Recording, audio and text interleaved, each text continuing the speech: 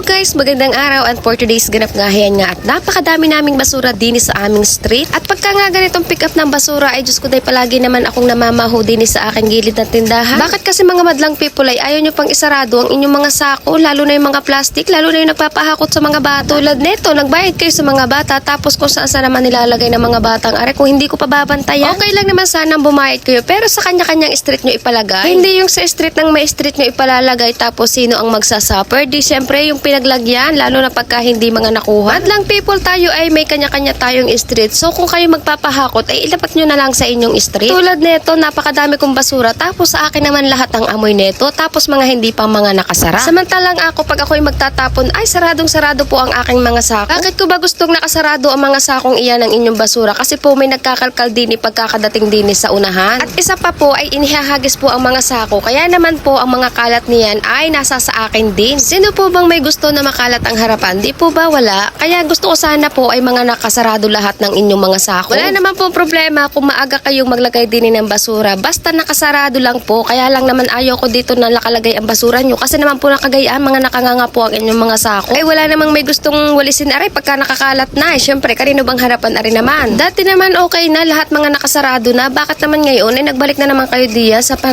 nakangangas sakong iyan? Kaya naman pagkakaalis ng mga basura ay hiyan at pagkakadaming kalat palagi. Ay paanong hindi kakalat? Ay di ka ngay garni ang style ng basurahan natin. Tapos inihahagis, tapos mga nakanganga. Pero walang nakakaintindi sa sinasabi ko. Tapos ang ending, ako ang matare at ako ang masungit kasi naman ako'y naghihigpit sa basura. Abay, sino hindi maghihigpitan tayong iyan? Ay sa aking harapan ang punta ng kalat, pati na amoy. Kung gusto nating maging malinis ang ating harapan, ay sana naman ay may contribute din natin sa ibang harapan. Kawawa naman kasi kaming mga nasa harapan din eh. Kaya yun lang ang reklamo ko at ang hinaing ko sa inyo. Yun lang, bye bye, God bless, salamat.